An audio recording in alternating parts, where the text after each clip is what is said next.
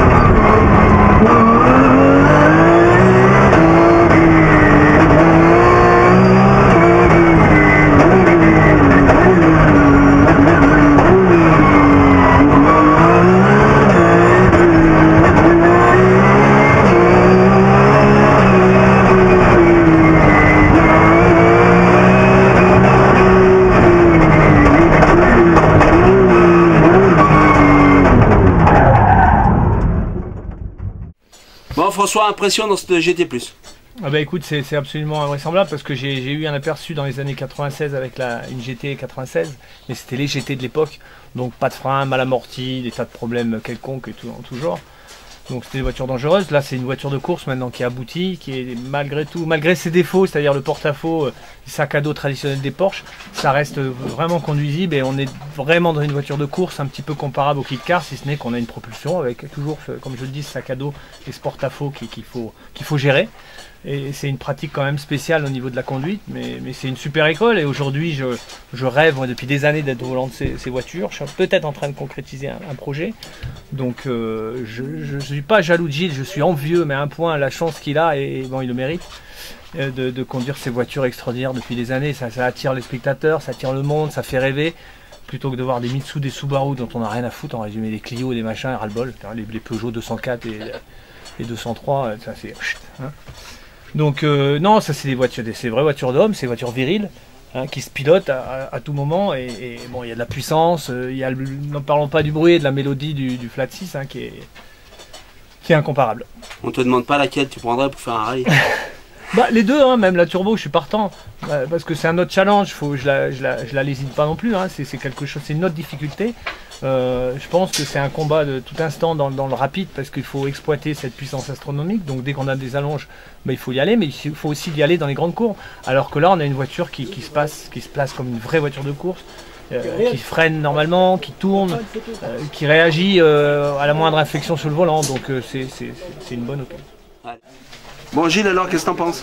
Je pense que écouter de l'extérieur, ça me rappelle François dans les années 98, je crois que 306 Maxi, quand je le voyais passer au Cévennes, avec l'attaque, l'exploitation maximum du moteur. J'ai ressenti la même chose ici, sauf que c'était avec la Porsche, la mienne en plus. Et vu de l'extérieur, le bruit est extraordinaire. Et ça roule vite. Mais là, il est modeste, parce qu'il ne se regarde pas passer, je crois. Bon, on se voit pas passer. Bon, on a vu avec François, donc c'est toi qui montes à droite au Mont Blanc. Oh, je serais chiche. Hein. J'aurais très peur, mais je serais chiche. Je Ah, crois toi, que je me rembourre devant d'un matelas, sur les côtés. Non, mais c'est Gilles qui passe à Ah, droite. Gilles, je crois pas qu'il monte. C'est pas possible. Moi, je serais chiche, puisque j'ai déjà fait. Hein. Eh ben pourquoi pas, on sait pas un jour. Ah ouais, il l'a fait Ou alors, chacun une spéciale. Avec Doumet. Voilà, chacun une spéciale. Pas pour moi, non merci. Truc à faire. Bon Gilles, c'est bien quand même de voir rouler ta voiture quoi. Bah, les deux voitures, oui. Donc le challenge, c'est faire rouler les deux. Et puis, je reste persuadé qu'en travaillant beaucoup sur la GT2, on arrivera à faire des choses correctes. Et je compte vraiment sur Sylvain pour y arriver. Normalement route 1 et derrière Mont Blanc. Donc, j'espère que les résultats seront là. Allez, impeccable, merci. Merci.